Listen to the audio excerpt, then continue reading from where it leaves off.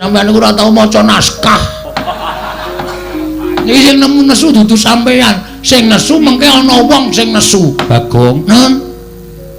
Yen aku arep maringake kelawan kowe, iki ana sing nglamar Wrantawati. Nah iki masalahe nang kene iki lagi terurai semuanya. Sinten sing nglamar Wrantawati? Durna, Bagong. Ajeng diwenehke arep diwenehke Lesmana Mandrakumala. Lesmana wong kentir. Lesmana wong peka karo dilabekke iki sing do nglamar ki do nganggo utek apa ora? Iki lagi asli.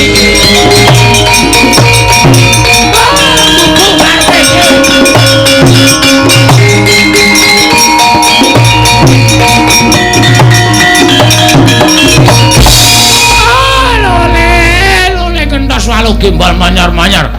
Joneng dungkul wana dadi alas dadi ana. Bagong, berkencang Pak Papong. Kali codhe sapa sing gawe? Wong edan ngene Bathara Rada barang dinggo. Kene nganggo istilah aku nek ora nganggo istilah ya rugi ya. Ngopo Begawan Durna? Kowe muni piye? Kresna aduh sorry sinuwun. Lesmana wong kentir. Lesmana wong edan. Lho, kowe kok iso ngarani Lesmana kentir ki sababe apa? Heeh, ora. Aku wis apal karo Lesmana wis suwe. Aku wis tepung karo anak Ngastina. Nek anak Ngastina kuwi pancen Ratu Ngastina mung duwe anak siji, ning nuwun sewu, anake rada ngene. Anake rada petuk, anake rada kentir. Mula nek Sinuwun Darawati ngrabekke Lesmana karo Wrantawati iki Sinuwun Darawati bakal tegel nampa kesengsarane anak, bakal tegel nyumurupi kasengsaraning anak. Mula nek Sinuwun Darawati maringake Wrantawati, aku ora ikhlas. Aku ora ikhlas. Ora ikhlase Bagong. Mergo aku bakal kelangan kakangku ya kuwi Mas Petro. Nek nganti ora kelakon dawuh karo Wrantawati, Petro bakal lara. Nek Petro lara, gedene tekaning pati, aku kelangan. Nek ngono nang kene padha-padha ngalape Wrantawati. Saiki ngene wae. Digawe sayembara. Sayembara apa? Sapa sing iso ngalahke Begawan Durna? Bayangan Wrantawati. Dadi iki. Wis gayeng iki. Siap, Reng. Oke. Ora nangis to ki? Ora. Aku mungsuh Durna, kowe mungsuh Baladewa.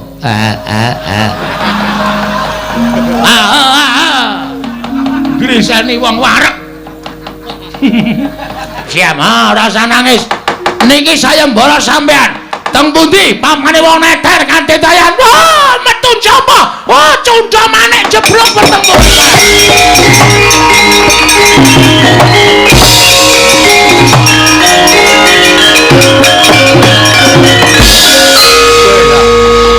Iki kok ora nesu iki. Kepiye aku Durna wis dadi, Reng, ayo Reng. Digawe muntab, Reng. Carane, tak jak dialog. Oh iya. Iki sing arep nglamar Wrantawati iki wong loro, sapa wae? Durna karo Prabu Baladewa. Lho, Durna karo Prabu Baladewa. Durna wis tak tantang. Monggo Durna gawe sayembara. Upama Reng, upama piye? Upama Prabu Baladewa ki ngewangi Lesmana piye? Lho, ayo aku abot wedok. Terus ayo. Terbuat dari kayu? Bukan. Ada rodanya? Bukan. Ditarik kuda. Udah. Ada pengemudinya? Udah. Iki kok malah bedekan ki piye to iki? Iya goblok banget to iki. Maksudmu kok kita kon nesu kok malah ada kudanya nyleprak bathumu ki piye? Ayo radong kok ya. Ora ngerti kok ya. Sing arep nglamar ki wong loro. Siji Durna, loro Prabu Baladewa. Reng, apa? Aku wis musuh Durna nek Prabu Baladewa melu nesu piye? Wah, Ratu Mandra ki wedine mung karo aku le. Ratu Mandra ki ora wedi karo sapa-sapa, ni wedine karo aku. Nek ki musuh Begawan Durna, musuh para Sata Kurawa ora sadi. Nek engko nata Mandra Prabu Baladewa melu aku tandinge iblis langat cangkepe sapa kuwi muni kaya ngono.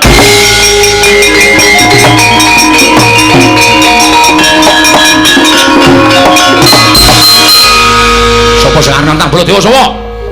Sapa sing arep nantang Baladewa sapa? Diar kowe. Semengane gawe masalah ora. Ayo, Reng. Kowe wis tak gaweke dalan, kowe wis sumbar ayo. Ki nek nganti kuwi engko ora ana sing wani nandingi Petruk ora kelakon rabi, nek Petruk ora kelakon rabi, Petruk mati piye? Mati mbok men. Oh, tak kandhake Petruk kok yakin kowe. Gong ora tumbak cucukan. Aku karo Petruk ki sayang kok ya. Ha iki muni. Para kawan.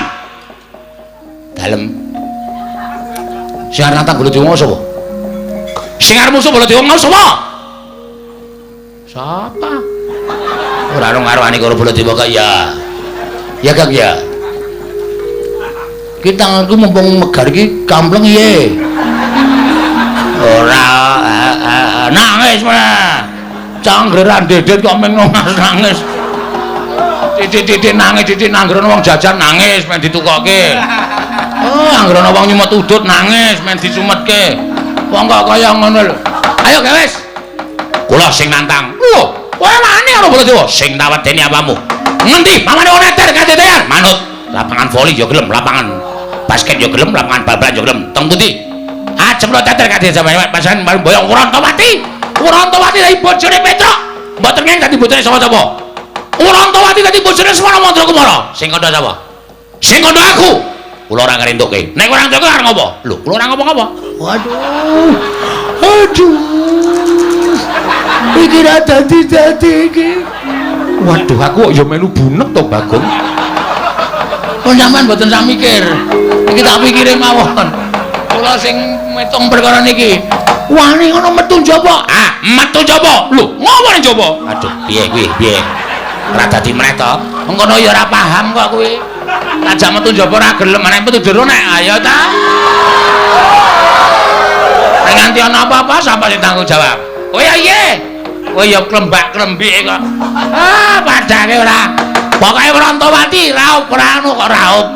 Rabi karo Petruk, karo Lesmana, karo Petruk, karo Lesmana. Nek kowe ngayal kok tak glandang metu. Ayo tandinge nolok bareng.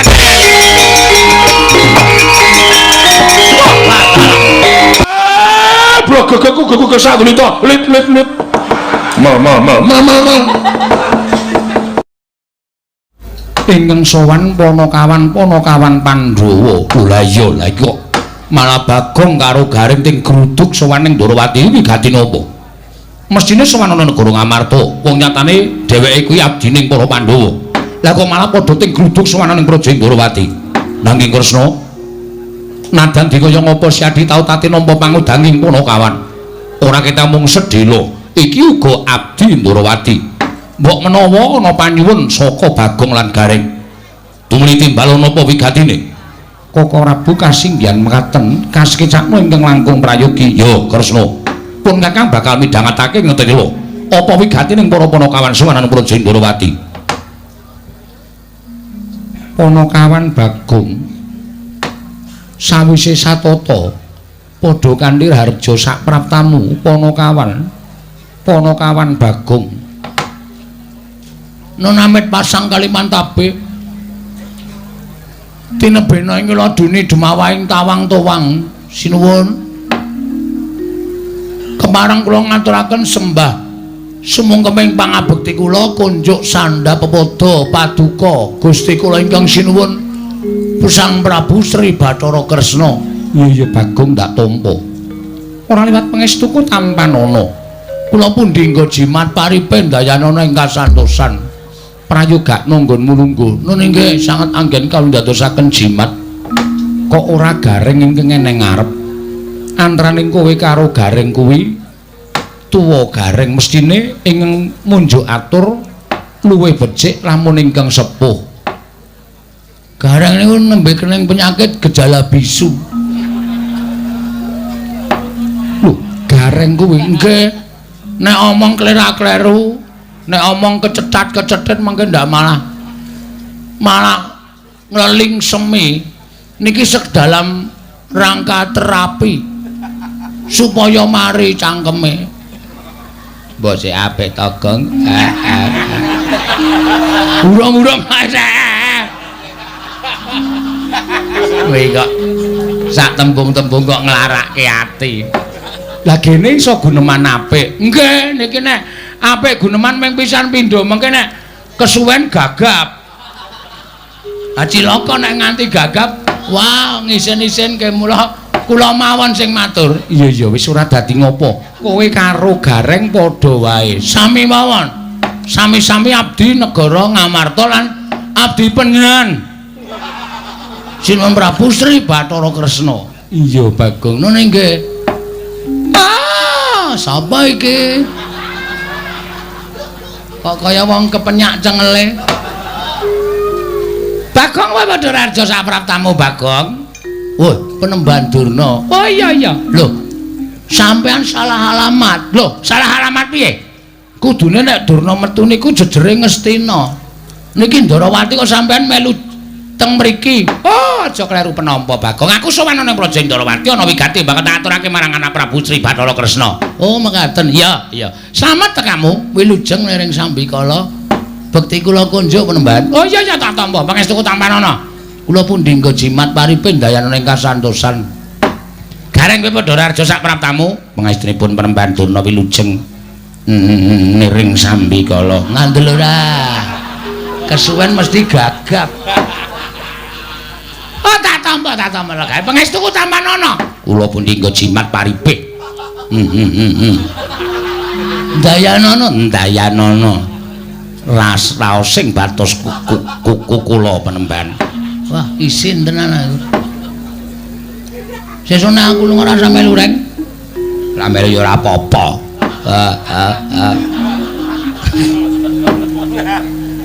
Bagong Padhararja sapraptamu. Pangestunipun Sinuwun Prabu Mandura wilujeng bekti kula konja Sinuwun. Yo tak tampa. Pangestuku tampanana. Kula pundi nggo jimat paripin dayanana ing kasantosan. Gareng Padhararja sapraptamu. Pangestunipun Sinuwun Prabu Mandura wilujeng niring Sambikala kepareng kula ngaturaken semut cengelmu kuwi sembah pangabekti kula kunjuk. Ya tak tampa. Ya ditambake Gareng. Nggih. Kuwi kono kawan wigati nek wanci gegojekan mengko nek kowe kaya ngono kuwi omongane ndak ora cetha ditampa dening para pamirsa. Nggih ngestaken dawuh. Ampun kuatis mengki kula bakal panu cengelmu pados tamba. Bagong Padhararja sapraptamu. Panjenenganipun Ndara Sencaki wilujeng bekti kula kunjuk. Yo, prayogakna Bagong. Nun inggih. Gareng Padhararja wilujeng Ndara Sencaki. Sik, sareh sik, dileti rada-rada. Bekti kula kunjuk. Nah, ngono. Aja langsungan ndak gagap.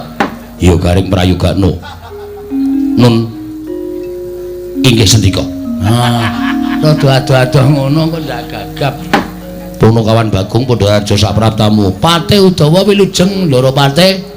Bekti kula kunjung nggih Ndara Pate. Ya Bagong, pangestuku tampanana. Kula pundi nggo jimat paripin dayanana ing kasantosan. Gareng slamet tekamu. Pangestunipun Ndara Pate wilujeng. Suwi ora dolan ning Widara Kandhang. Wong ke wis sawetara wektu kula mboten dolan teng Widara Kandhang. Kaya kenal apa to? Kenapa dekelmu melacar ya? Ora ngece ta, Gang? Gareng sing nrimo atine Bagong aja sok nglarani karo kakange. Pangestunipun mboten. Bagong, dalem ana wigati apa sowan? Apa diutus dening bapakmu? Apa diutus dening Pandhawa? Apa pancen saka karepmu dhewe? Sampun dipun keparangaken matur sinuwun. Iya wis tak keparangake. Matur sembah nuwun. Nek wonten lepat atur kula Diagung Pangaksami kepareng ngaturaken lebah Siti Sekul.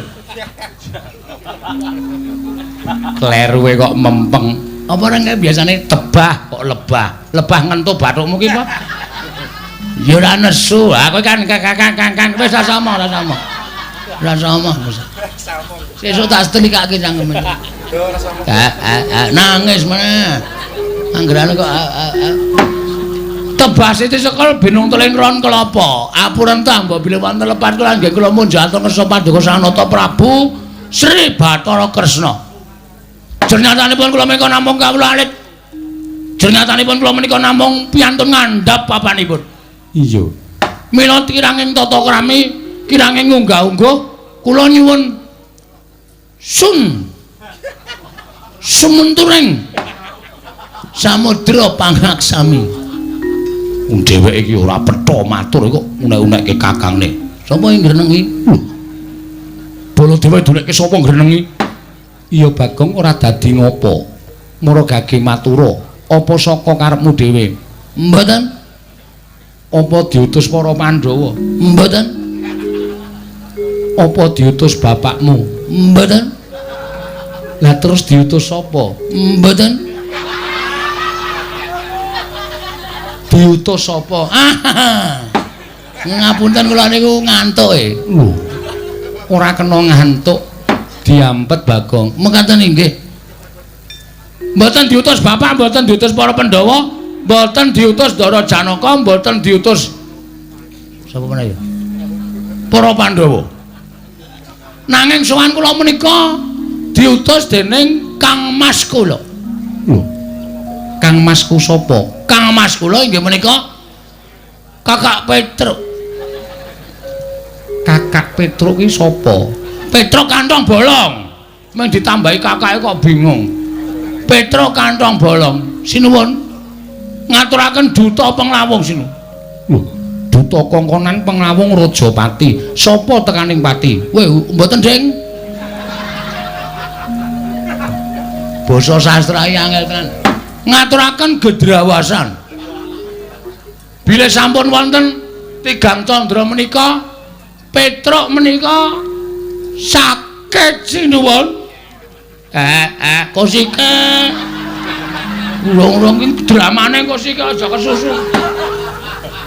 Petruk menika sakit. Lho. Petruk lara, mekaten sinuwun. Lho, larane apa? Kula piyambak mboten mangertos. Koko Prabu. Nggih. Petruk sakit. Lho, Petruk lara, Bagong. Nggih sinuwun. Lara apa? Lah kok dadi kowe adine, gareng kakane ora mresake karo Petruk iki piye? Goleke tombo, kowe dulurmu. Kok malah do meneng kowe iki? Wah, wis. Iki ngopo ya? Wong lagi dilapori kok wis nesu lho. Lho, aku ki ora nesu. Ning aku ki tresna karo Petruk. Petruk ki ora ketang sithik tau tate ngundang Baladewa. Ning nganti Petruk lara, kowe ora wadul karo sapa-sapa, ora matur karo sapa-sapa. Kudune kowe matur karo para Pandhawa. Ora kok matur ning Dwarawati. Sik ta, niki mboten perkara kula niku njaluk sumbangan nggo nambahke Petruk mboten.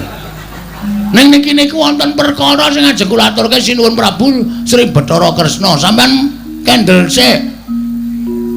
Meneng sik iso ora? Hah? Urung-urung guys gawe tratapan. Kene iki wis suwan wis diati-ati. Kene mung omong Petruk lara kok wajane deposine diremane koyo. Sabar. Hah? Wong urip nang alam donya iki kudu sabar. Sabar ki ana watese. Ning tetep kudu sabar. Hah? Alon-alon kula tak matur. Yo, tak rungokke. Nggih. Petruk lara apa, Bagong? Kula mboten ngertos. Dokter niku mboten menemukan penyakitnya. Dokter ora nemokke penyakite. Mboten. Jaman semanten pun nonton dokter nggih wis ana. Ora apa-apa nggih.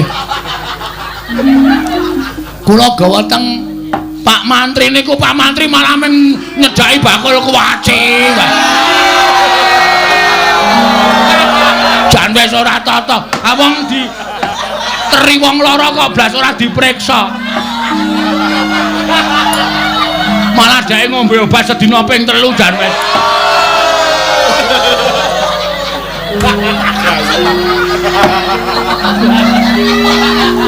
Ora wae. Iki tenanan mau ora. Serius niki. Iya. Mangkelake kok senengane. Lah terus sapa sing goleki penyakite utawa lelarane Petruk? Nalika semanten kula pun matur ta niku kula presake teng dukun nggih, dukun niku pun ditropong nggih. Napa jenenge kok? Semprong diobong terus ditonton ngangge semprong niku jarene mboten wonten penyakite. Kula Petruk niku biasane nek kumat-kumatan niku nganu vertikal. Apa penyakit sing sirahe mubeng? Vertigo kok vertikal. Vertigo niku nggih mboten Petruk ya waras. Di tes air kencinge niku ya ora ana penyakit napa-napa. Terus diperiksa diadiane niku nggih ambegane normal, jantunge nggih sehat. Apa jenenge?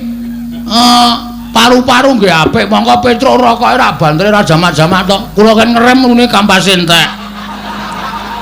Pancen kula ngajar Petruk niku. Trombole ngrokok iki direm kampas entek go wis ben blong ya men ngono. Paru-parune ya apik. Terus pengeluaran ya apik. Pokoke kabeh normal. Terus kula niku bingung lha kuwi jane lara apa ta, Tru? Lara kok mangane biasane sedina ping 3 kok sakniki ping 5. Lho, mangane malah akeh. Mangane malah akeh. Awake saya lemu nika. Kok lara? Ning pancen awake panas. Nek kula demek ngangge telapak tangan niku kira-kira ya 58 derajat. Kuwi panas banget lho, Bang. Enggak. Wong kula bathuke kula nggih goreng tempe barang.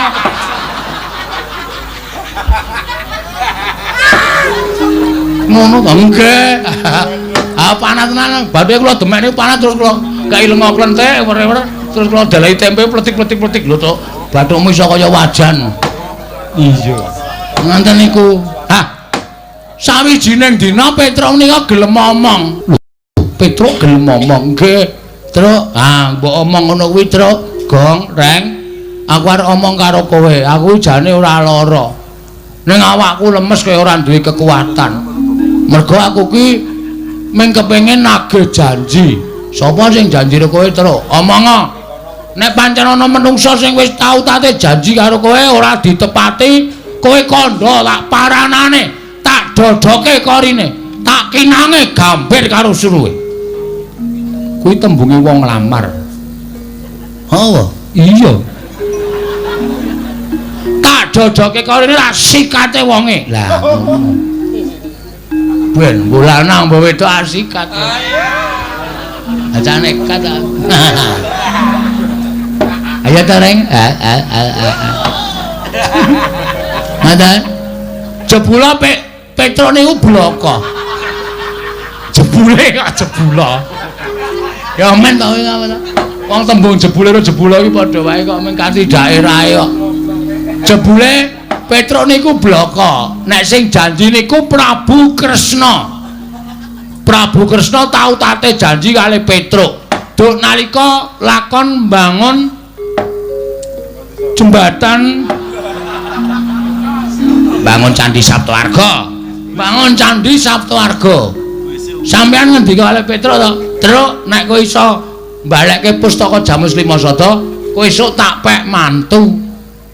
Ora. Kapan ya? Weh, lah iki iso tak glimpange tenan iki.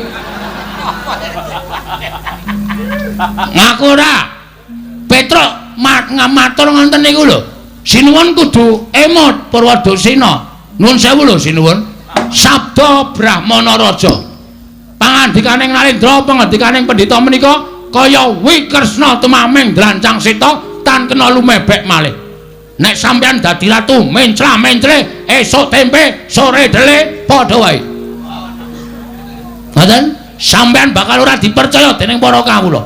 Sampeyan ora bakal dipercaya dening para nayaka. Sampeyan dadi ratu cecel kanarendrane.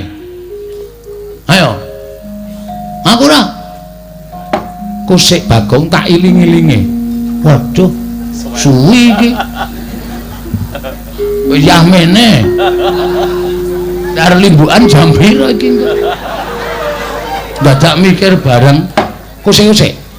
Apa jaman nalika ana lakon Prabu Bumi Loka kae. Nah, jaman ana lakon Prabu Bumi Atlas. Bumi Loka karo Dewi Mustaka. Sapa ning? Ora ngerti kok. Sapa? Mau nek ora ngerti ora usah melu.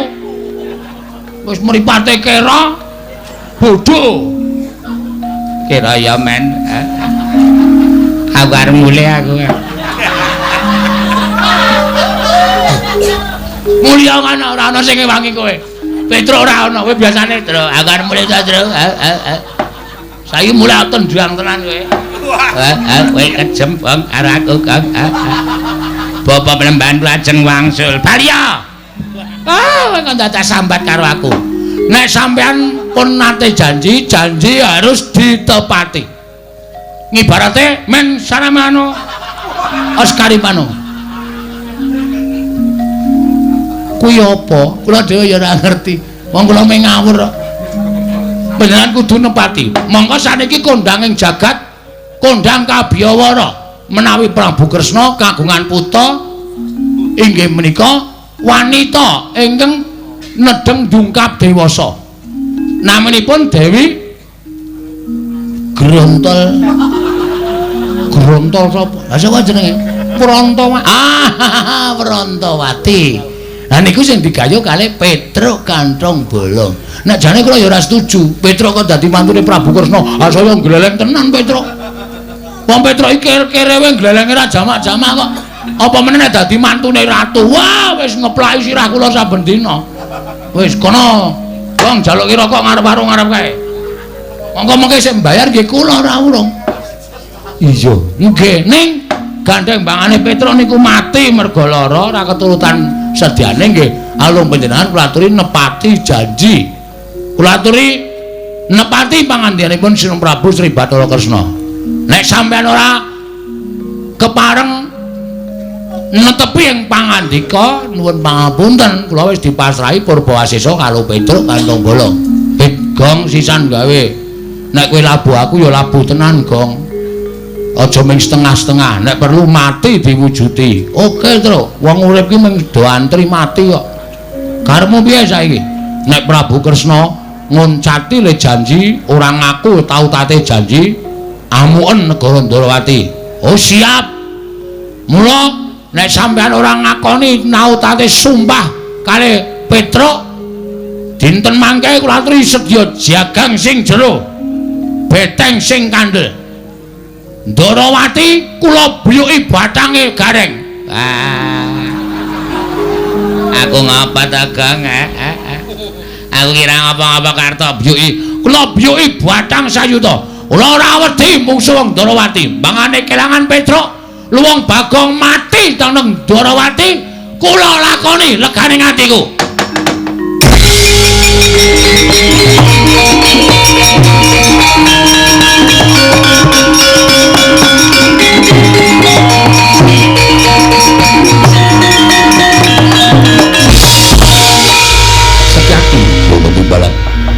Kowe arep napa?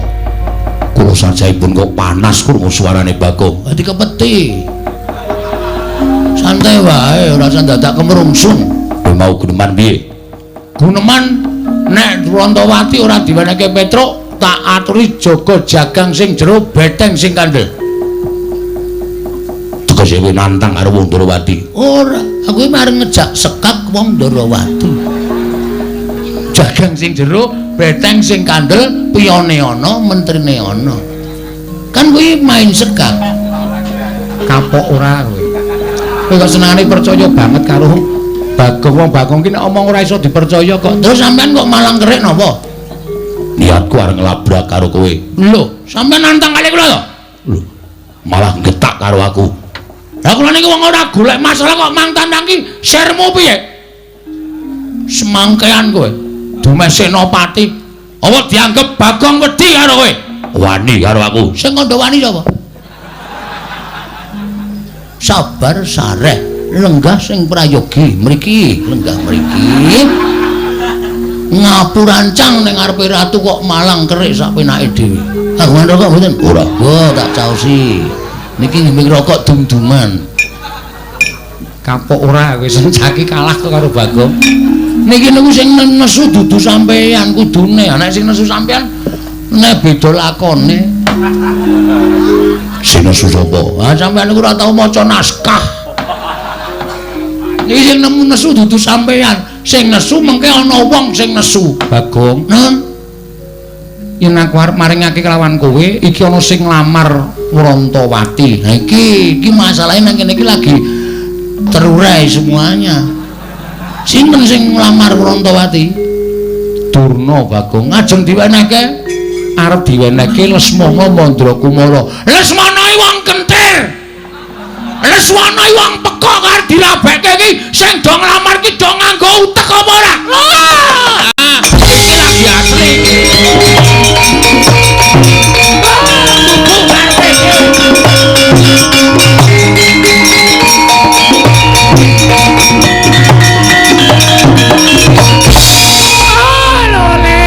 Lole kentos walu gimbal manyar-manyar.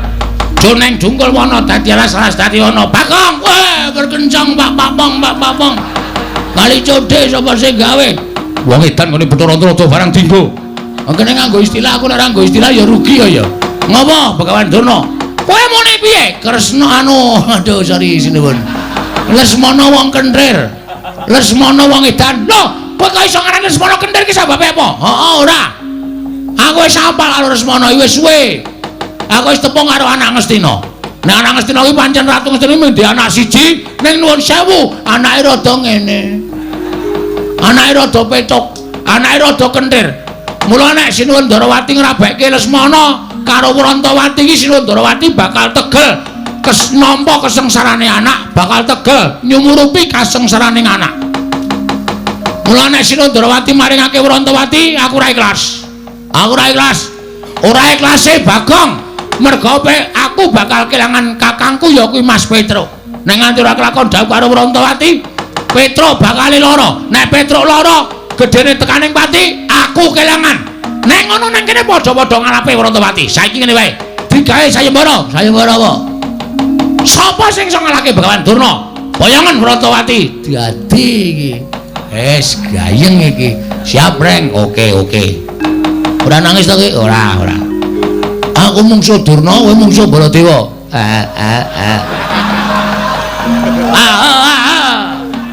Grisani wong wareg. Anggere weruh terus ngrus wetengku ora. Ngono wae Reng, siap. Ora usah nangis. Niki sayembara sampean. Teng pundi pamane wong neter kanthi tayan. Wah, metu japa. Wah, cundha manik jeblok bertempur.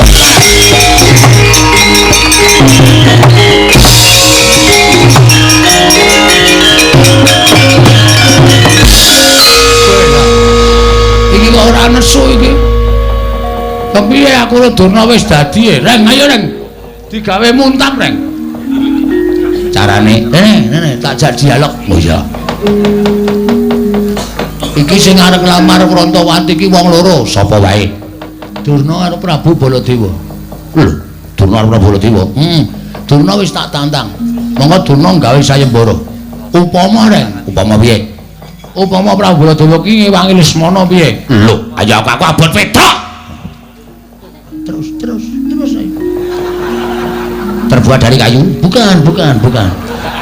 Ada rodanya? Bukan. Ditarik kuda.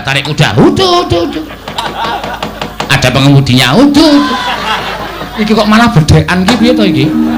Iya goblok banget to iki. Maksudmu kok kita kon nesu kok malah ada kudanya nyreplak bathomu iki piye?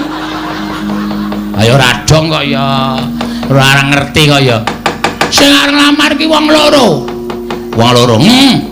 Siji Durna, loro Prabu Baladewa. Reng, apa?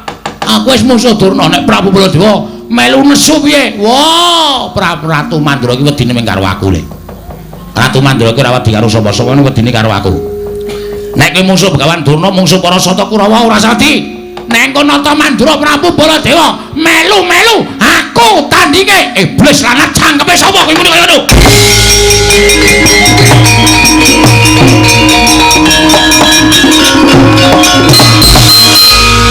Sapa sing nantang Baladewa sapa?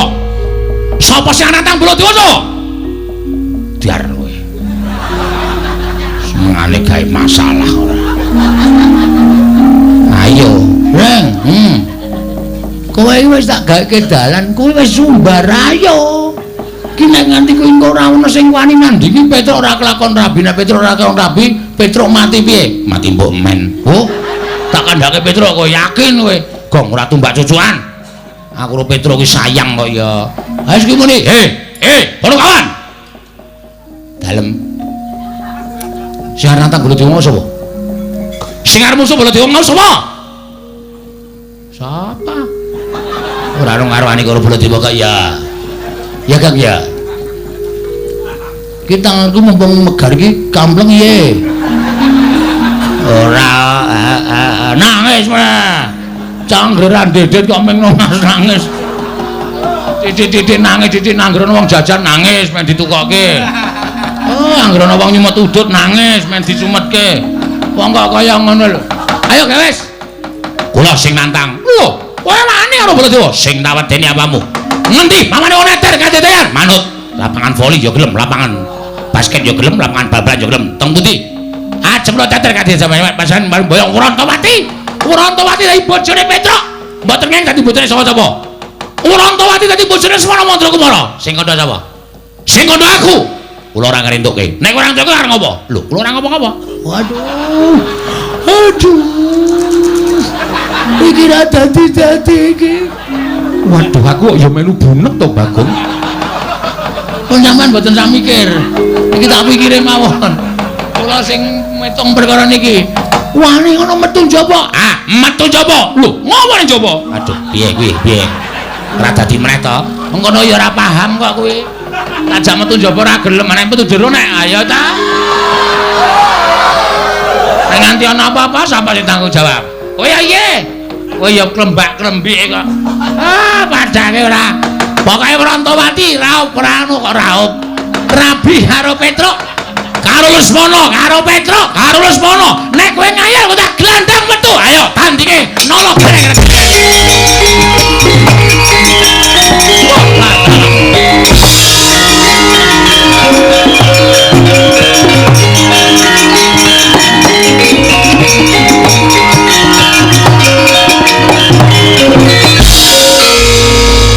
Lah iki piye wong nantang kok ora dirampungi wis padha mlayu metu kok malah do tetenguk. Ya alon-alon metu kok dipeksa. Ya Reng, ayo. Aku ya alon-alon. Wis aku metu karemu ora karemu. Manut karo kahanan pokoke. Wis kono padha budalono ningke ngestaken dawuh. Ning aja gawe kapitunaning para kawula ya Bagong ngestaken dawuh nara garing sepuluh aja gawe kapitunaning para kawula ngestaken dawuh Bagong nun nek Durna sing maju ora usah melu-melu jotosane. Oh siap. Wah nduk jago siji meneh Reng. Setyaki wonten dawuh kowe iki ngopo? Kowe iki ra entuk melu-melu kowe iki rombongane sapa? Ih rombongan Jawi. Lah kok melu jotosi karo Durna iki sirmu piye? Sengit. Ora seneng. Engko nek nganti Kurawa ngerti, Kurawa mbelani Durna, kula ora wedi kurubut Kurawa. Yen kok Prabu Baladewa prisa, kowe didukani kok Prabu Baladewa. Nek pancen kudu ngono, kula ora wedi karo kok Prabu Baladewa. Pancen iki ngayal kok. Sakarepmu iki wangi Bagong sakarepmu ora sakarepmu. Ngiwangi no. Wah. Reng, apa ngaso iki awake iki? Meng paitan swara iki. Ayo. Sing temandang Ndara Sencaki. Lho. Ayo ora iso. Aku kehilangan nama. Nek nganti Ndara Sencaki omong so Prabu Baladewa, piyai sing padha mresani iki do ngenteni mengko. Jam-jam setengah 1, jam 1 engko do ngenteni gareng nek musuh Baladewa iki kahanane kepiye. Ngono. Iki mbubarke apa ya? Struktur. Ya wis ngono aku ora sida ngewangi. Wah, cangkemmu elek kok, Neng. Iki nek ora sida ngewangi awak dhewe iki nyambut gawe sing tenanan. Ponokawan do metu wis do metu ayo do metu. Wis do metu gak wis? Nggih. Yo metu yo. Wis ra entuk rembugan nang jero. Reng ayo metu. Iya ya. Nek ora tak gusahi ndak mingar domong wae. Anggere muni domong entuk sambutan kok senenge ra jamak-jamak. Nek ora entuk sambutan kringete deleweran kok. Ngecewe. Iya. Neng iki saiki wis ora usah dadak golek sambutan. Aku metu wis viral. Sing kandha sapa? Kok Prabu menika Nalindra kok gunemane kaya ning kampung.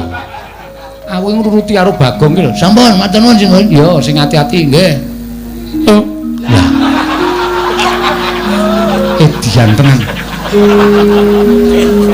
Ora satanan. Arang ketrucut Kene yo, randene yo. Wong angin kok digiring iki lho. Udawa kok mesam-mesem. Kula menika menawi weruh polaipun Bagong menika rasane raosipun kepengin gajul ning kok aneh. Wong kok kaya ngono. Lho iya. Wong edan iki ndodok ning kono kae lho.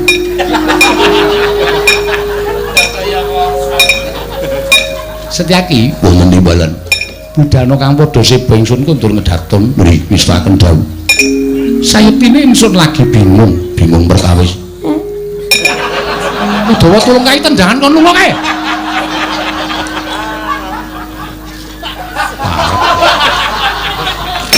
Ngapae?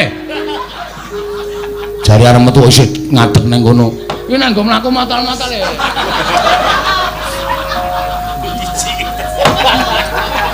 Budana kang padha sepa nggih mistaken dawuh wonten ana paduka kala wau paring dawuh bilih paduka sajaipun mendeng Sunggawa pusaka Ndarawati oncat pusaka Ndarawati oncat iya senjata cakra ilang saka padokaning pusaka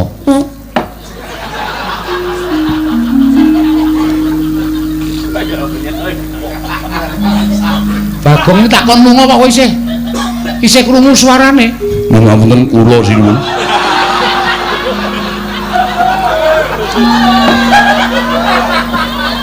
Udawa. Nggih.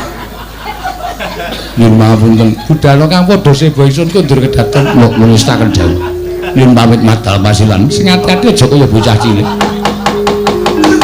Purna gati ning panangkilan sang Matarsa kundur kedaton. Jog saking damar kena kenapit gambaran gading kadhewanten sanggaring Purban Cedi manggung ketanggung Joko Paloro ingin sampe ngambil patraning Prabon kawis tinggal saking Mandura tindak nyosri Nararata lamun kakiron saking Mandura kaya tansah katon ubayaning marga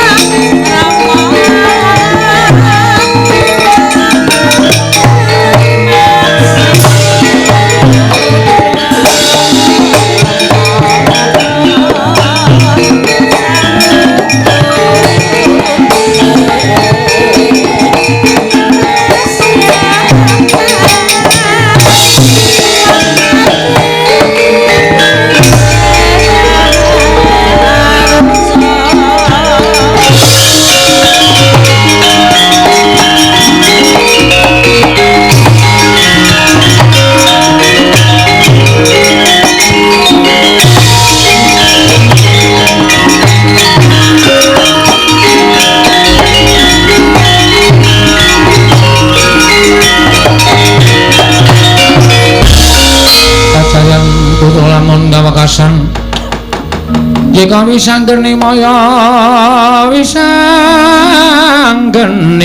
Wisnu Pratenta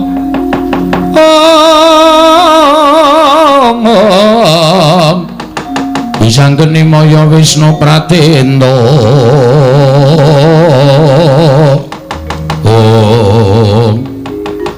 kriwikan dadi grojogan geguyon dadi tangisan le iki mesti bakal dadi perang gedhe merga kowe nantang Begawan Durna aku nantang karo Sinuwun Prabu Mandura wis ora usah kuwatir bangane awak dhewe kelangan Petruk ha iya awak dhewe luwung baya budidaya piye carane supaya iso mboyong Dewi Werantawati ha iya bener ning Kurawa wis mlaku baris rantak-rantak kok sik iso uga Kurawa kae ngarep upacara ora baris kok ngarep upacara iki dinane ora Senin kok upacara sesuk-esuk ki Senin nah iya Pak Pethuke ya Reng hati-hati ya nganu wer ora kira kowe nek aku duwer kok ya wis ngati-ati ya Gong pangestumu tak jaluk kowe wong tuwa ngasuh wae rasa melu-melu ya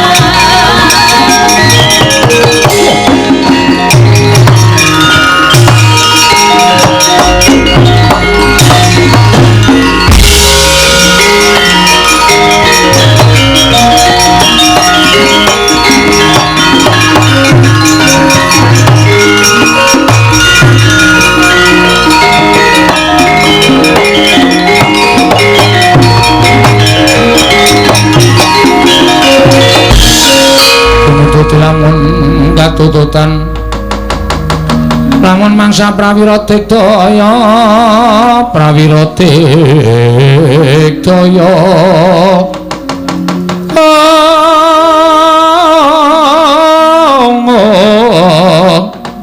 Ananggana magawe gelarira wang-wang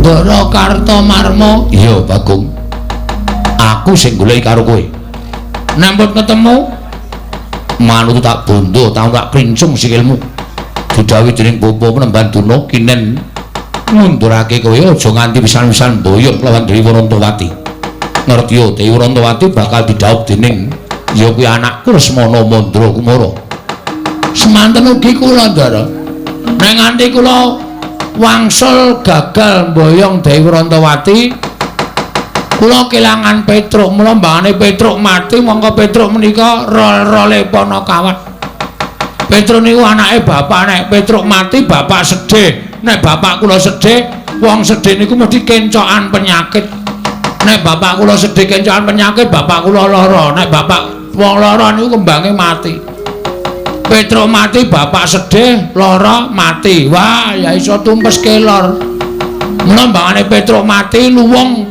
kula mawon sing kudu iso budidaya ngalahke Kurawa lho wani karo Kartomarma sing tak wedeni apamu wani aja lingkuh ning ngisor ayo ngadeg padha karo Kartomarma nandhake yen pancen kowe sewani karo Kartomarma kula teng ngisor mawon sebab ya apa? Wis kula seneng teng ngisor. Pun kula teng mriki mawon. Wangkal karo Kartomarma candhak. Siramu tak jebleske lemah, pecah dadi loro. Weh, wonge akeh kok mung dadi loro. Deke pirang-pirang menadil. Wah, kowe iki geneman cara apa? Cara wong. Kene marganing patimu pangga tak ayoni Ndara Kartomarma.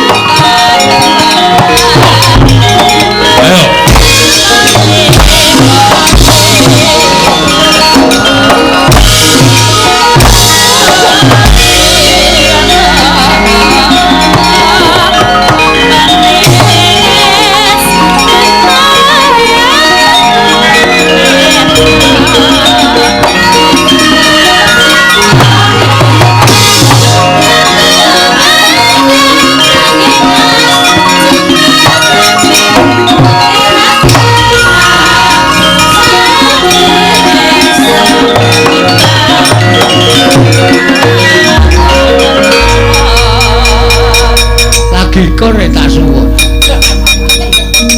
Mula aja ngawur. Lah ngawur piye wong kadane suasanane kudu suwuk kok apa dadak ngenteni. Rebo ducung lu mayu mungkur. Bagong kowe tak tulungi. Nggih, matur sembah nuwun nggih, Den. Padha-padha. Kok sampean peduli kali kula? Sing sae niku sampean peduli kali bencana mboten kali kula. Bagong, nun, aku ra mentolo yen to kowe diajar para sata Kurawa. Iki mau kowe dikapaki karo Kartomarma. Rekae nggih kaya arwani ning jebana pancen kula niki wong kalahan. Diantem, banting, duncalke kula wis matek iki. Nek nganti tiba teng aspalan mesti babak bundas kula. Untung wonten sampean. Bagong, nun. Tahe wangi. Lek kuwi wangi iki ndelik-ndelik. Nggih. Aja nganti konangan Koko Prabu Ndrawati. Yen konangan aku didukani. Pun mengkene wonten dukane Sinu Ndrawati aku sing tanggung jawab. Kowe wani karo Sinu Ndrawati. Mboten perkara wani, mengke kula sing ngomongan. Kula nek alasan niku pinter. Meniku tagih utang bola-bali wae iso alasan kok. Pamane ming matur Sinu Prabu Sri Bathara Kresna. Yen ngono-ngono aku didukani, kowe sing alasan. Siap. Kula sing maju. Ya Bagong nggih. Ki mak plothok kontrole sing kene ana sing rusak iki. Iki lho. Ada kandhani ngeyel. Malah nyekekek geguyu aku.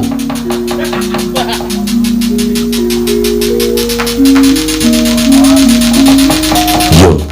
Pun tindak mriko. Yo Bagong.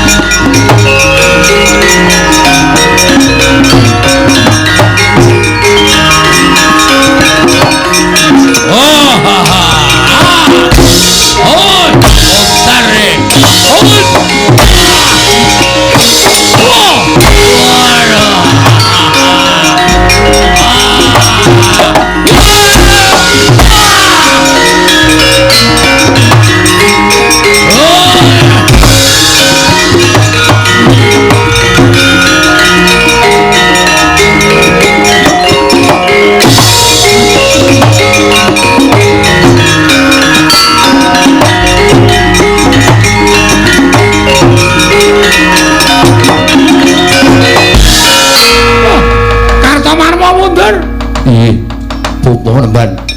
Ing ngatasé musuh Bagong kok kalah.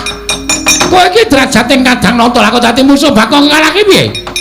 Mboten Bagong yang majeng. Lho sapa? Setyaki.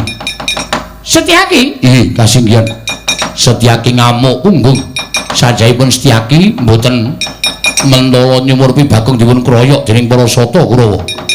Tumunten piyambakipun tumandang karya Kurawa bubar mawut mboten kanten-kantenan. Lho lah kok dadi Setyaki melu-melu ngewang karo Bagong iki piye? Wong Darawati iki ngerti adil apa ora? Padha-padha mboyong Dewi Wrantawati aku Setyaki ngewang karo si Bagong iki karepe kepiye? Kula semanggaken Bawa Penemban. Kula semanggaken. Nyatanipun Setyaki nggih ngamuk. Surtayu? Nggih. Kaya diamuk Setyaki. Sami mawon kaliyan pun Kartowarma. Kula dipun amuk kaliyan pun Setyaki. Kula semanggaken. Tur sasana kok maju dhisik. Ha iki lek kae yo mendang paripurna. Ndang rampung lho iso ngrangket Bagong jebulane yo. Bagong diwangi Setyaki. Cah cilik nek tumandang jeblas-jebles. Lho semanggaken Bapak Penemban.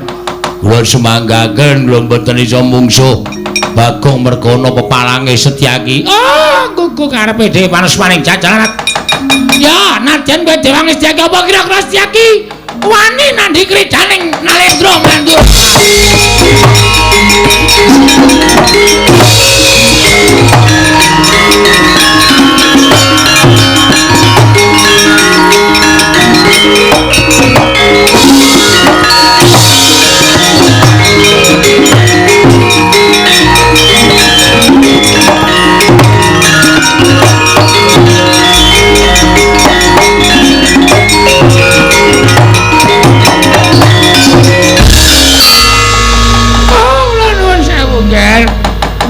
Sowan anak Prabu. Oh, dulu. Inggih.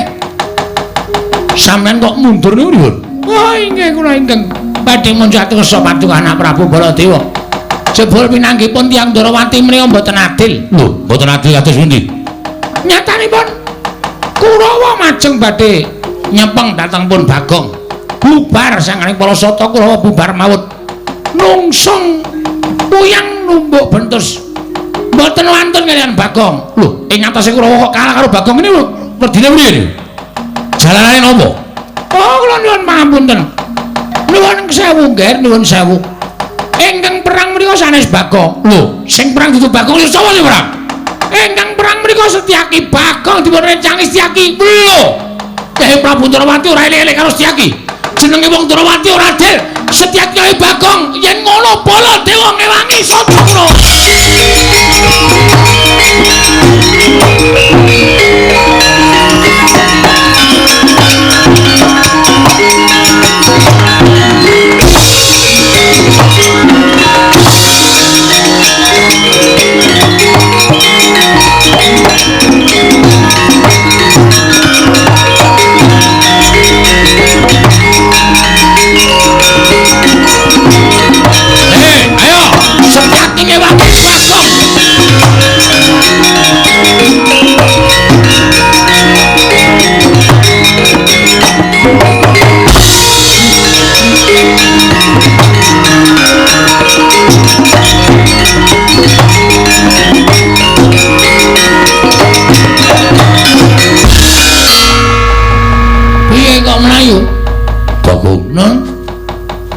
Wangi cukup semene wae. Waduh. Lek golek tenaga kangelan sampean mboten ngewangi. Bagong, nun. Sing maju dudu Kurawa meneh. Sapa? Kowe Prabu Mandura, mongko nggawa Kyai Nenggala. Sumbar-sumbar yen Setyaki ngewangi Bagong, Kowe Prabu Mandura ngewangi Kurawa. Saiki wis maju ning pabaratan nggawa Kyai Nenggala. Sampeyan wedi? Ora wedi, ning aku wedi didukani Kowe Prabu Darawati. Aku engko sing ngomong.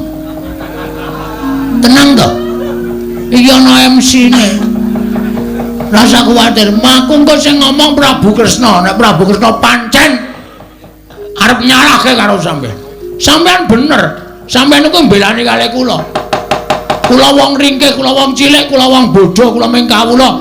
nek kula ajeng dikeroyok Kurawa sampeyan duwe rasa mbelani niku tukul saka jiwa kasatriya sampeyan. Yo, nggih.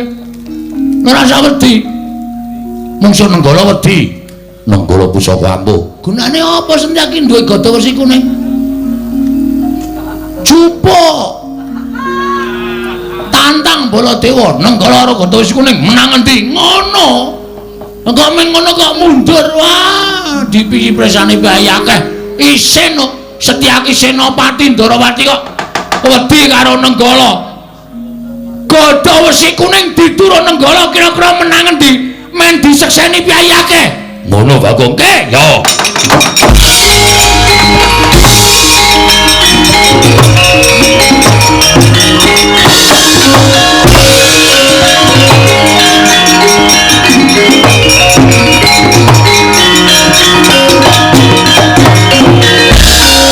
Wis gayeng iki. Kene iki aku kudu cepak-cepak mulih iki. Engko nang nganti aku didukani Sinuwun Ndarawati ra iso omong aku. Monggo kae gawa gada wesi kuning karo Nenggala. Wah, pecukan gada wesi kuning ditu karo Nenggala pusaka ampuh. Dues. Sinuwun Ndarawati clorot. Eneng apa Setyaki? Reng, ngapa? Montore juga saka parkiran. Iya. Ayo mulih, kae iki selah-selane angel. Mulai ya siap-siap mulai saiki le iso mangkat engko sore. Wah, kowe iki nggo kendaraan ya bosok. Oh, tekan kono-kono. Ayo arek ya wong seneng-seneng kaya gong ora. Wis ayo, iki mulai ora usah mulai. Iki ora tanggung jawab nek mulai. Ditonton sik Ndara Baladewa karo Ndara Setyaki le gelut piye menang sapa? Anak dhewe aja-aja nggo gada wesi kuning. Engko nek Sinuwun Ndarawati tekan kene ora masalah wis to. Sinuwun Ndarawati ki wong arif, wong bijaksana kali.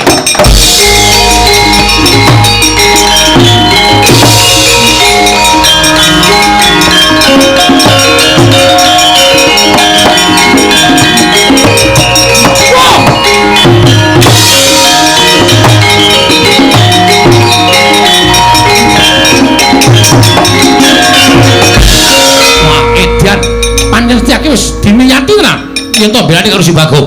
Lho, ngliga pusaka Garba Ruji Kyai Gada Wesi Kuning. Dasar Purnyata. Kula Prabu pancen wis niat belani Kurawa gawa Kyai Nenggala. Mentala karo Bagong, mentala karo Setyaki. Wong Tegelan kudu dimungsi wong Tegelan. Lho, kowe wani karo Baladewa? Nuwun sewu, mboten ateges kula wantun. Nenek Bagong tekane mati saka Kyai Nenggala kula ora nrimake. Kok gawa wesi kuning? Yes, Ben, ayo jajal ditu. Wesi kuning karo Nenggala menang endi? Edian, ora edan iki tenanan. Lho. Kowe adal arep nyoba pusaka kadewatan Jaja Kyai Nenggala. Diban gada wesi kuning pecah. Wah, mati tenan aku. Tak tegeli kok ora Setyaki. Setyaki.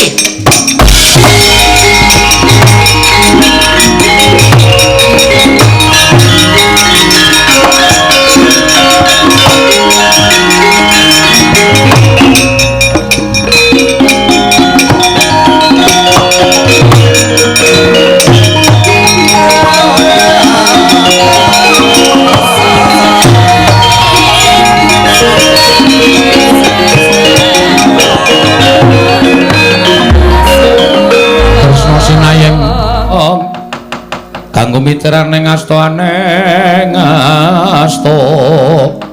Oh. Setyaki, boten timbalan.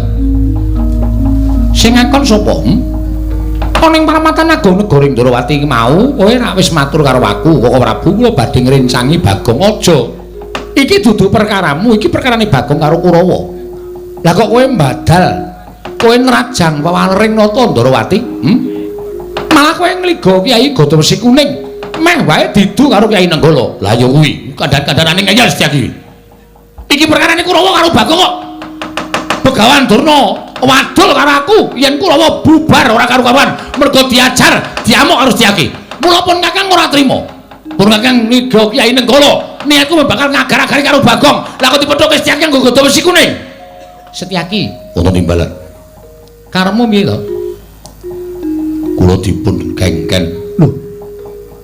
Sing ngongkon sapa? Bagong. Bagong kongkonan kowe nyuwun tulung kalian kula supados kula ngunduraken Kurawa. Lha cah edan tenan kok. Bagong ngenteni. Nggih. Bagong. Nun. Tanggung jawab. Karo sapa? Sinuwun Ndorowati. Beres ngakurono aku. Saiki kon mrono. Iki lagi perlu sik tak tanda tangan sik. Tanda tangan apa? Mbok iki sik arep tanda tangani apa aku ya rundeng. Ayo mrono bareng aku ora gelem tak ketak sirahmu. Heeh, wis santai-santai wis kono dhisik. Ngrono. Heeh. Nggih. Anggere ora rene aku didukani kok Prabu wis tak ajar. Nggih, nggih. Endi? Mangkene mbiyen. Edan timbali ratu kok semoyo. Bagong. Bagong, Nun. Rene. Pripun? Kowe iki kok edan to? Lah sebabe sing ngakon Setyaki ngajar Kurawa sapa? Mboten wonten. Aja edan. Kowe iki ngapa ta kowe iki? Kosike santai wae. Iki kok ki tlonjonge tekan kono. Ndak usah kuwatir. Kok muni mboten wonten? Awal kata-kata kudu ngono. Santai lho. Lah kok dadi Setyaki omong nek kowe sing ngakon. Ah, niki sejarahe ngeten kula critani. Ampun nesuriyen. Kula diajar Kartomarma. Iya. Candak Kartomarma duncalke ling Kartomarma. Dislametke Ndara Setyaki. Ndara Setyaki nylametke kula. Kula kontal kudune tiba teng aspal napa teng watu pecah sirah kula. Kali Ndara Setyaki disaut cek dinduk alon-alon. Terus suwuk gamelane. Terus kula rangkulan karo Setyaki. Matur nuwun nggih, Den. Padha-padha ngoten. Kok sampean sayang kali kula? Aku ra ketang sithik tau tok udang tok omong kok, Gong. Berarti sampean tresno kali kula, tresno. Nek kula lara, aku melu lara. Nek kula mati, aku layat. Ngoten niku. Sing muni ngono niki Ndara Setyaki. Nek kula dijotosi wong sampean weruh niku kira-kira ati sampean pripun? Aku ra mentala. Padahal kula dijotosi Kartomarma. Lenggah. Bagong tak aturi. Apa jeneng kuwi? Ngaso. Kurawa tak ajari. Ngoten niku sejarahe. Lah tegese Setyaki Wonten dawuh. kowe ora dikon Bagong. Gong mbok tanggung jawab. Iki engko tekan kono, santai wae to. Lagi tak rembug. Saniki kula tak takon karo sampean. Iya. Nek Setyaki duwe rasa welas kali kula kleru. Lho, ora wong Setyaki kuwi tau tate tok udang, tau tate tok mong ora ketemu sedilo. Nah, terus nek Ndara Setyaki niku ngeman kali nyawa kula kleru. Ora. Nah, terus nek Ndara Setyaki niku ngewangi kula mongko kula dijotosi wong. Ya kuwi Kartomarma. Napa Setyaki kleru? Ora. Lah ya wis. Ora kleru kabeh kok sampean niku. Kuwi lha dalah edan iki. Ora edan iki asli. Matur nuwun Bagong. Padha-padha. Santai mawon. Iya. Kok Prabu? Nggih. Kula nuwun sewu, kula ingkang nyuwunaken pangapura. Lho linggo ngapur to. Iki minggat to. Oh ya omong kok ya. Nuwun mapunten menawi Setyaki nggadahi krekat lan karakat kados mekaten menika. Namunipun ra inggih memper to Prabu. Lho mesti Setyaki ngitung-ngitung. Kurawa tekan iki sing gawa aku ing ngembeta panci panjenengan. Ning nek Kurawa didhawuhi karo Begawan Durna kon njotosi Bagong menika napa ya memper. Lah Bagong menika namung ijen kaliyan Gareng, mongko Gareng awakipun kados mekaten menika. Tangane cekot sikile bejing mripate kira kon perang. Ampun rasane Gareng. Gareng nek dinake mripate cekot, sikile bejing tangane cekot itu nangis. Lho jaluk ngapura. Wah, wis santai Reng, wis ora Ndara Kresna ketrucut kok. Arep mulai wae aku kok. Bariki mulai bariki ya. Menika kula suwun sewu, menapa inggih panjenengan mentala. Terus sakniki kula nuwun sewu. Ya piye? Namung sami-sami badhe ngrebat dhateng pun anak kula Wrantawati kok direwangi gegeran ngono lho. Menawa mboten nami lingsem. Lho, sing marahi dudu aku. Inggih, sakmenika sampun. Mboten sisa ngrembak sapa sing marahi ndak malah ora rampung-rampung perkarane. Mergi kula misah kalian panjenengan kalian Setyaki menika awit wonten atur ing badhe kula aturaken. Ana atur piye? Anak kula Wrantawati sareng kula dangu Rantawati kowe dilamar iki karo si iki. Lah kowe milih endi wong ayu? Rantawati matur kan kula. Koko Prabu. Kanjeng Rama, kula menika dipun wengku sinten-sinten kula sagah. Nanging kula ngertos Kanjeng Rama menika nembe sisah. Amargi koncatan pusaka Ndarawati senjata cakra. Mula sawenika ngaten mawon, Koko Prabu kundur wonten negari Ngastina, munjuk atur sanipun Nyai Prabu Duryudana. Menawi Lesmana saged ngaturaken senjata cakra wonten negari Ndarawati, Rantawati kula aturaken dhateng Lesmana Mandra Kumara njaluk pamit Yai.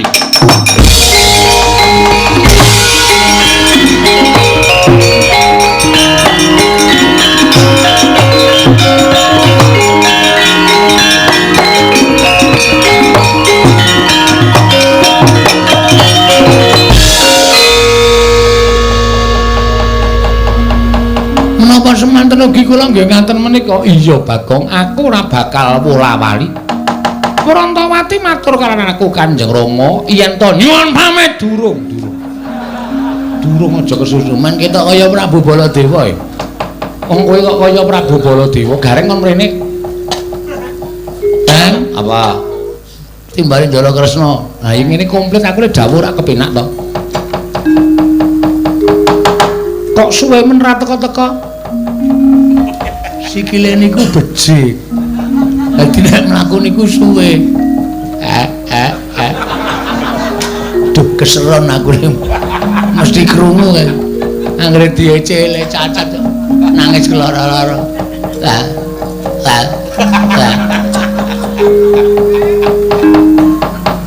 Kowe bali yo, nggih. Omong karo Petruk, nggih. Petruk bakal tak wengku dadi mantuku netepi janjiku, nggih. Ning ya Petruk kudu iso ngaturake senjata cakra.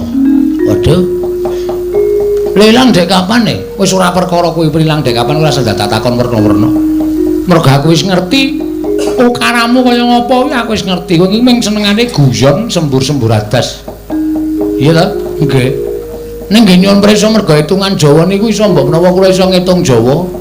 Ilange nek ora karo dikliya dina. Anggara kasih, anggara wis ketembung anggrek. Kasih iki cinta. Cinta sejati memberi bunga anggrek. Ngapa iki ra ngomongke kowe lho? Ora. Wis kono omong. Nek Petruk ngaturake senjata cakra, Petruk bakal tak pek mantu. Nek ora ya wis. Ora bakal tak pek mantu kaya janjiku. Nggih, nyuwun pamit nggih sinuwun. Iya sing ati-ati. Kula tak wangsul, tak ketemu Ali Petruk, tak omong apa anane Ali Petruk. Iya sing ati-ati. Nggih, sembah nuwun. Kula nyuwun pamit sinuwun. Iya sing ati, mbok gareng iki digendong. Ampun dirasani to. Iya ya.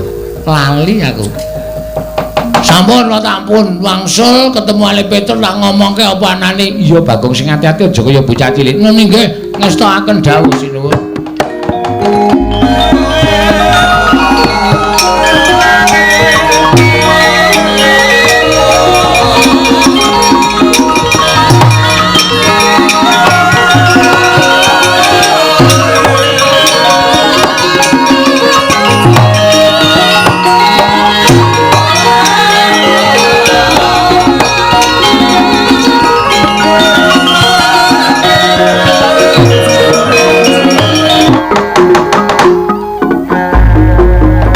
Kakang Semar tiwas kepara kebeneran dene Kakang Semar rawuh ana ing negara Ngamarta.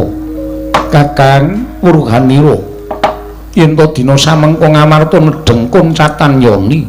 Ya Depa, mula wektu dina iki gandeng kowe minangka dadi pamomonging para Pandhawa marang padhangna penggali mbarep kakangku sarta kahanan negara ing Ngamarta. Enten apa to, Gus? Kekilapan apa Kakang Semar teka dadak dangu marang Puntadewa? Mangkir mbiyen kula niku namung abdi, kula menika namung batur. Kula mboten damang, kula mboten dong. Sing dikersake sinuwun Punta menika menapa? Kakang Semar dadi Wurhanira Kakang yen to Ngamarta koncatan pustaka Jamus mihang jimat kelima sada Kakang. soroting pandam sumula amadangi troning pasarean menangi wadana katon remu-remu kalingan ngangrengeng sang Dyah Manahengkung ing praptaning kinurah rala garing dumaja tanpa lalapan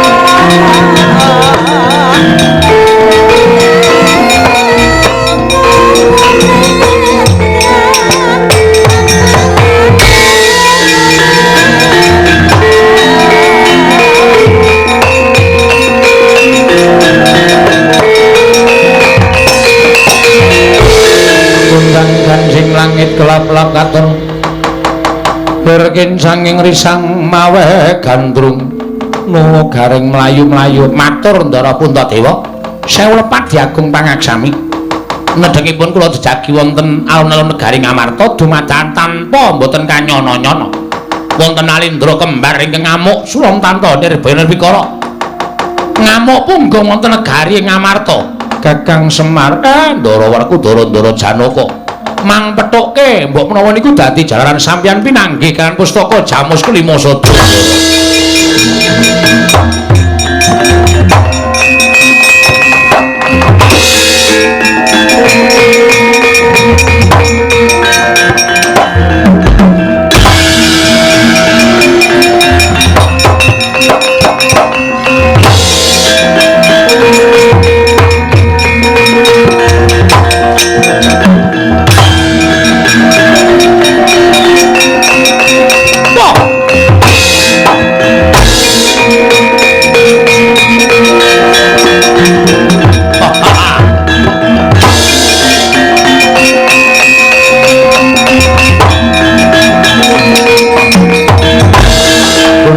Gansing langit kelap-lapaton berkin sanging risang mawe gandrung Yayi Jaya Sudirga Kakang Jaya Lengkara miturut kabar sarta wasitaning dewa ingkang tak tampa Panakawan ingkang kudu dadi tumbal mau sayekti mapan ing negara Ngamarta iki wis tekan papan pernahing negara Ngamarta ora padha duduhe diamuk wae Kakang ayo Yayi Jaya Sudirga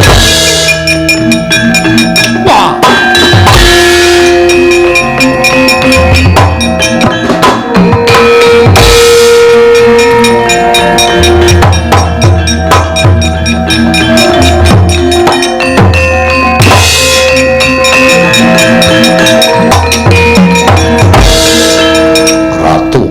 sapa Jaya Lengkara nalindring pulo gedhah kencana ayo Pandhawa duwe abdi ingkang sarwa dawa pawakane tak jaluk tanggo tumbal wah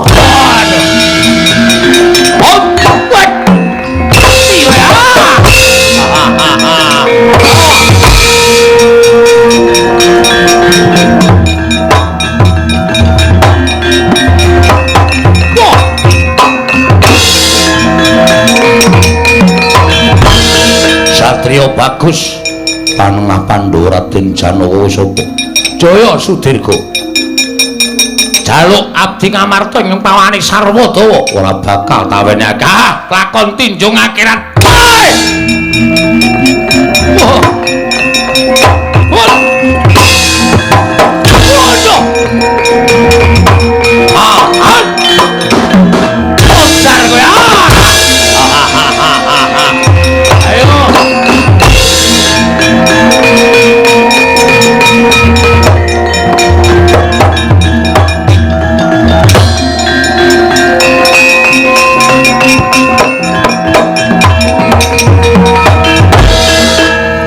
Ndara Ratu Kembar Nyata Digdaya ngisih siyung aku dicokot Kakang Semar awakku krasa ora duwe kekuatan pancen ora sabaene awiden golek wong sing iso ngalahke Ratu Kembar nika sapa pun to sampeyan mangetutke laku kula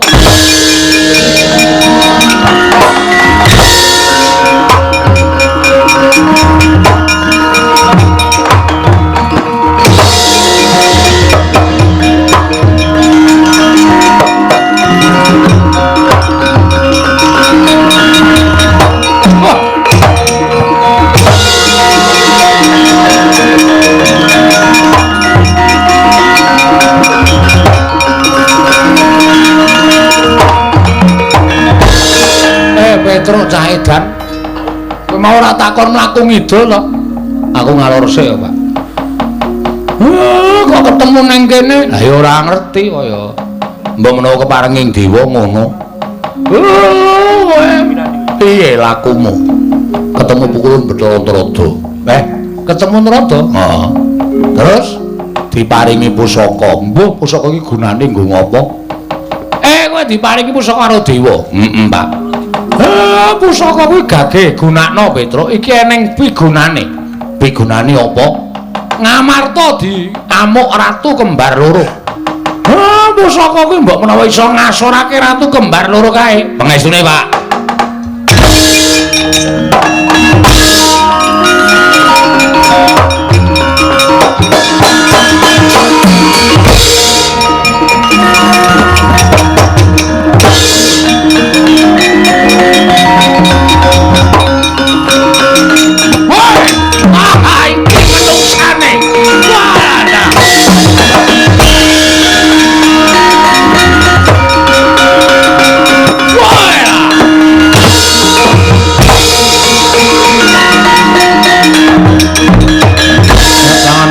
Wana gelar pandan moncar tinon lir kekonang surem soro tetahan padang wadal Yayi Jastirga Kakang Jayalengkara iki menungsane ana menungsa pawane sarwa dara irunge dawa cangkeme dawa tangane dawa wudele dawa sikile dawa mbok menawa iki kudu dadi tumbal negara Pulung Kedah Kencana ora sakakan gunung tanpa guna dirangket menungsane dadekke bekakak ning negara Pulung Kedah Kencana. Mangke riyen. Mang bekakak Petruk. Ning carane sapi dijagal sik, Mas. Ora mung waton dicekel, teke sapa dicekel? Sampeyan iso mateni Petruk sasari Sandara Langit. Wah. Candak dadi tumbal candak go ning negaraku legane atiku.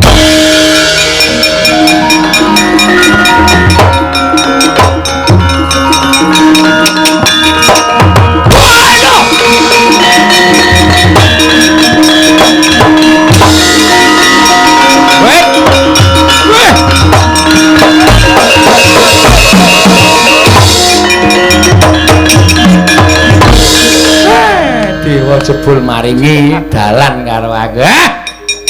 Mir. Semir. Reneo.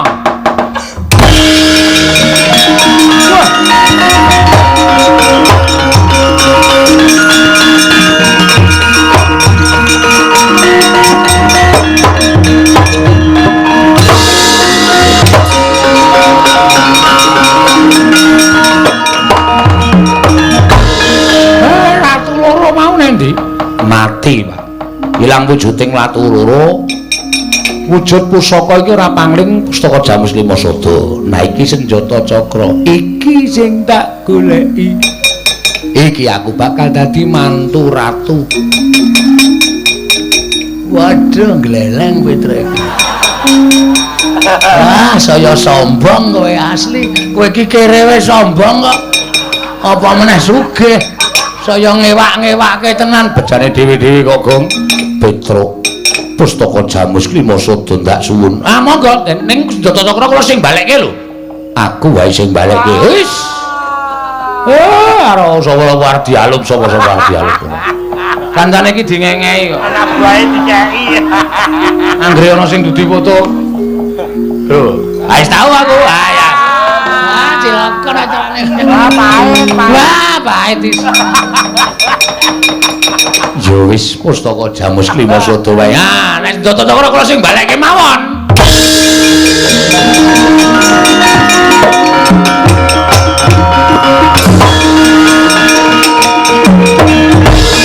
Wis yo, Pak, nyuwun pangestu.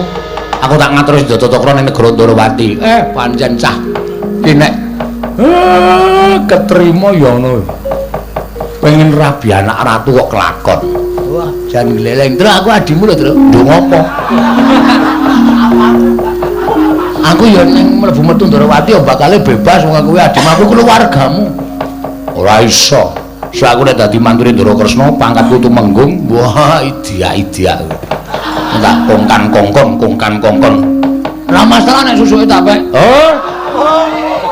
Anggepe apa aku? Anjur susuke dipes mongko akeh susuke karo ning tuku. Anggepe sak penake dhewe. Wis ya panyun pangestu. Aku melu Petro.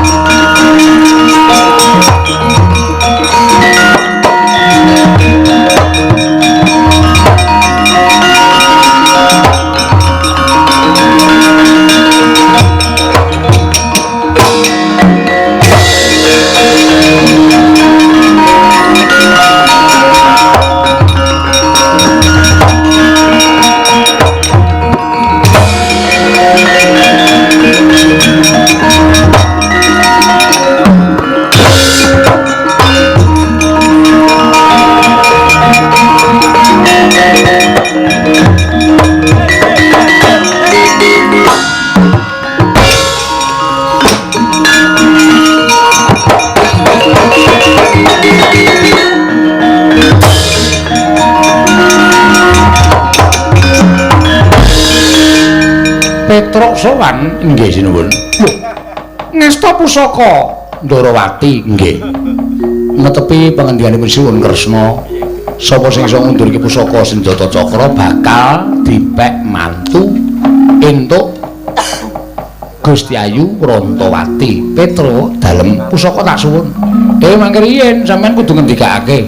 Petruk kowe tetep dadi mantuku wonten pusaka kula kundurke. Petro, pun nggih pun.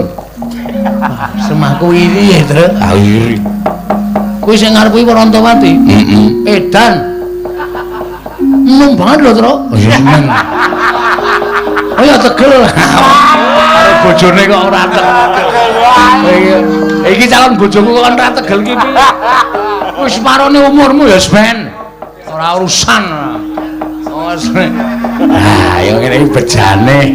Edan enom banget. Wah, edan. Asal ditritani ya, Tru? Iya. Aku ditritani, heeh. Di videoke sithik, moh.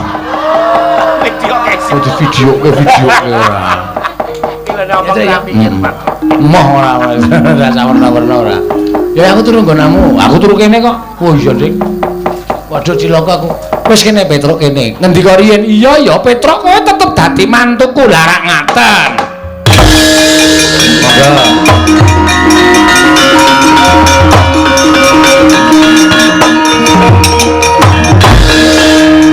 Rantawati wonten dawuh jumbuh kelawan sumpahing wong atuamu kowe kudu nampa ya. Bojomu Petruk mboten menapa-menapa Rama. Kula pikantuk Kilora Petruk menika rumaos kula malah memanjang dhateng umur kula sebabe Kilora Petruk menika gampil gecul tur yo seneng tetembangan mesti wae ning ati ayem. Kilora Kon wetengku dicekeli kan. Lha rasane piye, Tru? Wis ngene urung.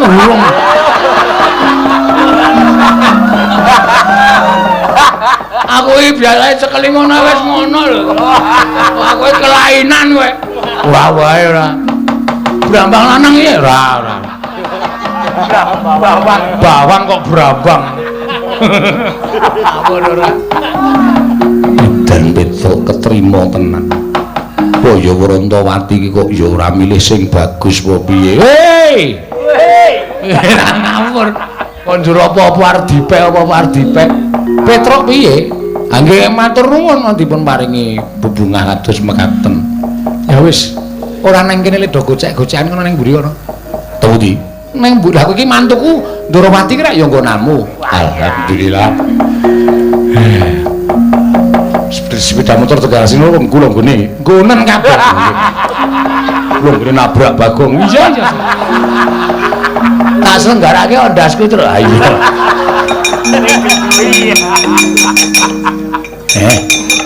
Diajeng kula wonten dawuh Ki Lurah. Kowe menurut kowe, Gong? Heeh. Saka ngendi sik?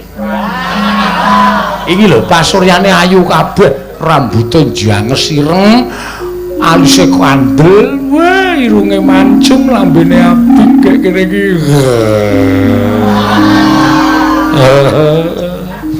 Aku njaluk Wes. Tuwekan ora.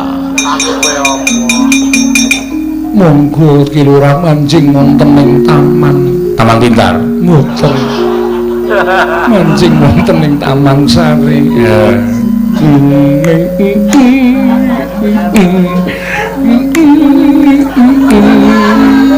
Wis ya, Kang. Heeh. Direkamke suarane terus. Agak. Suarane kok direkam ora. Wedian. Tesih gadah putri ora. Nek kirek wedok duwe. Niku mang jodoke biawak mburi sampean kowe dasmu kuwi. Amplong mencelat lho. Mung ditawani kirek. Ya wis kudu nrimo. Angke bejane dhewe-dhewe kok ya. Kowe ngapa kok ngusul iki? Andelo kanan ndara wae. Ah ora iso kowe iki abdi kok. Aku adimu lho, Truk, kulawarga. Keluarga. Minggir to, minggir. Trolel ngrungake iki ra nggo sikil. Kok sombong banget kok kowe? Nggih, aku arep dahar. Edan iki ingkung semene iki nggo kowe. Menika kagem Ki Lurah Petruk sedaya. Waduh, aku ceker terus. Moh. Meng ceker. Emoh. Duduh. Moh ora entuk. Engko wae nek sakut bamaem nek gari balung krokotone. Nek ngisor kursi ngono kuwi ling rokoti ya. Iya. Semangkean tenan Truk kowe. Bagong tangane. Kuwi cangkire sapa? Kae cangkir sapa diajeng? Menika cangkir panjenengan kagem unjukan panjenengan. Lah, krungu ora? Kono kowe ngombe. Ledeng kan. Tenan. Iki kamar sapa? Kamarku. Waduh, Gong ora nggo nglekar ngono kuwi tak. nyoba kasur aku. Oh, kasure jeneng ora usah dadak obah. Kuwi obah pisan iki kentul.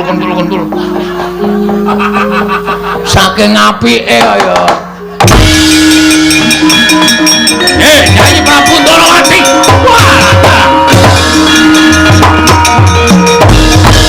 Kabar kawentar sobar rinding jagat. Yen to ingkang bisa mbaleke wujuding Tata Cakra Petruk Kanobala. Petruk tok dadekke mantumu. Apa ora izin? Apa ora wirang? Petruk iki gedhi bal 17 wong elek nyala mripat. Petruk iki mung batur. Ngatasi Ratu Ndorowati kok duwe mantu batur iki arep piye? Aku ora trima. Orantawati tak jaluk tak dawuh karo Semana Mandra Kumara. Ora tak wenehke. Aku ngamuk neng negara Ndorowati. Minggir jangkae. Ayo, wani mboten? Aja mungsuh kula menika wong ringkih. Kula menika apawakane kemawon kawon kaliyan Paduka Prabu. Ning ana sing wangi Kresna. Perkudara sagu to? Sagu. Kon muni-muni mah suwae cangkeme. Ayo saiki. Sopo iki gawe rame? Ganggu kakangku Petruk. Ganggu ya men. Wae lah. Waduh Petruk. Wong ora wani kok bengak-bengok ora. Mudar kowe. Kapokmu kapan? Tiba saka lemari aku. Lah kowe arep ngopo? Arep nginjen. Anjek-anjek lemari malah geblak. Aduh. Sirahku lara Truk iku kudu dibaringke, baringke njoben ngono. Arep baringke ning kamarku ora. Truk, Ben. ora. Truk. Edan kowe iki ketegelen, Truk. Ki Lurah. Mulih. Sanane ngomah. Ben. Nek ming tuwae ngomah ana. Wis men luweh tanane ngomah. Menawi kok ora bubade duka mengsaipun kula, sameneika ngaten kemawon. Ulasan dadakaken gunung tanpa guna. Wong Petruk menika ya abdi kula. Upama kula menika ndadekke mantu Petruk padha karo kula menika ngangkat derajate Petruk apa ala apa ora prayoga. Ning aku diutus dening Prabu Duryudana kon ndhapke Lesmana Mandra Kumara perkara kelakon lan boten menika monggo. Wong nyatane panjenengan ora iso ngaturake Senjata Cakra kok arep dhawuh karo sapa? Dhawuh karo sapenake dhewe ndur. Apa-apa kudu menang, apa kudu menang. Larai njaba. Kusik Werkudara, kusik. Sabar. Serete. Wong gerang gawe kisra, gawe geger. Nek ora trima Petruk dadi mantune Ratu Ndrawati, ora trima karo Werkudara. Petruk yadine Werkudara. Emuniyo. Mboten namung Kakang Mas Jodipati nek mboten tarimah monggo abenajeng kalian Janaka. Petruk ki anakku. Nek ora trima Petruk dadi mantune Ratu Ndrawati, ayo nyoba piye mungsuh Semar, kapokmu kapan kowe? Krubut wong pirang-pirang wani napa mboten? Nek wani ayo metu jaba dikrubut wong pirang-pirang. Nek ora wani meneng mawon. Ya wis, ya wis.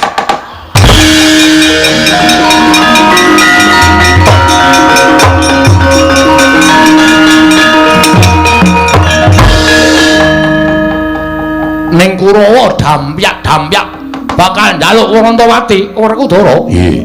Kurawa singkirna. Yo.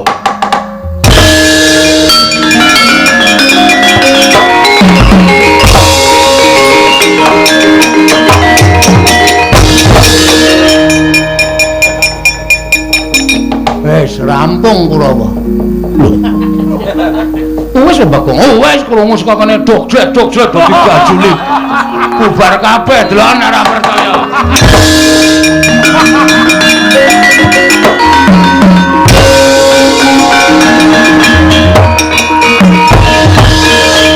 Lho, Werkudara wis rampung. Wis. Dursasana tak candha tak tendang. Kartomarma tak candha tak buang. Surtayu tak tendang kontal.